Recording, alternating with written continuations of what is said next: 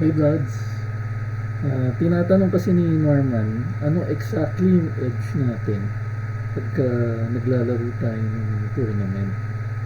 Ang typical recreational player, basically umaasa sila na makakuha ng good cards eh. Ace King, Pocket Aces, makakuler sila ng situation, Aces versus Queens, Aces versus Jacks, tapos mag-all in, tapos mag-build up yung stack nila. Pero ang totoo nun, nasa mercy ka uh, ng situation at saka nung cards mo. Nilalaro mo lang yung cards mo, tapos the cards play for themselves. So, on average, over the long term, walang edge yun. Pwedeng tsumamba ka on the short term, pwedeng malas ka lang, pero basically, the cards played for themselves. Yung approach natin, ganito. Ito yung isang example dun sa sa tournament na nilaro natin kahapon. Meron tayong pocket fives sa button, sa big blind. Tapos ito yung V-lane eh. Nasa middle position siya, ni-raise na tayo. So basically, ang nangyari nung early stages ng tournament, sobrang minamalas tayo, tapos cold cards, wala tayong So nag-chip down tayo slowly. Makikita nyo, nag-start ng 200, mga level 3 na to eh. 66 blinds tayo. Ito yung ito yata yung average nasa 100 pa rin eh. Ito yung chip leader sa table namin. Ngayon, ganito yung nangyari.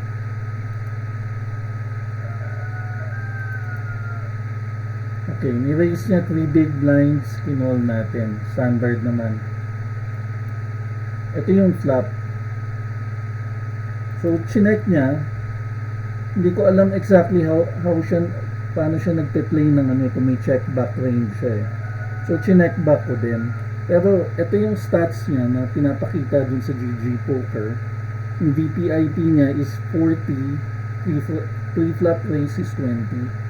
Pagka meron kang ganito kalaking VPIP, usually sinususpect ko na fish yan. Tapos pagka ganito ka wide, ayan, ibig sabihin loose siya. Tapos not as aggressive as yung pagka-loose niya. So nag-check back, ito na yung lumabas. Nag-bet siya ng turn, 4.2 blinds dun sa 8.4 na pot, half pot yung binet niya.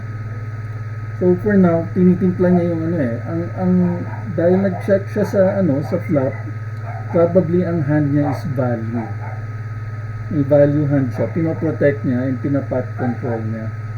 So, ano yung pwedeng gawin ko? Pwede kong i-represent yung flush, pwede ko siyang i-raise dito, tapos i-all in ko siya sa river.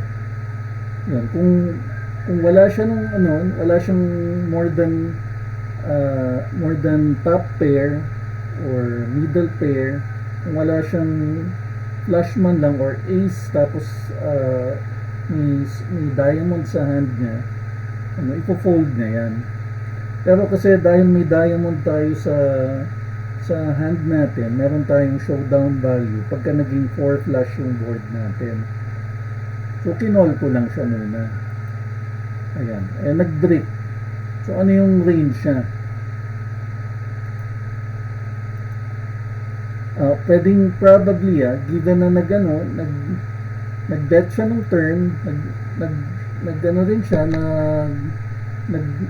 pot control siya dun sa flop, nag-bet siya sa turn, tapos ngayon 1/3 pot dun sa river.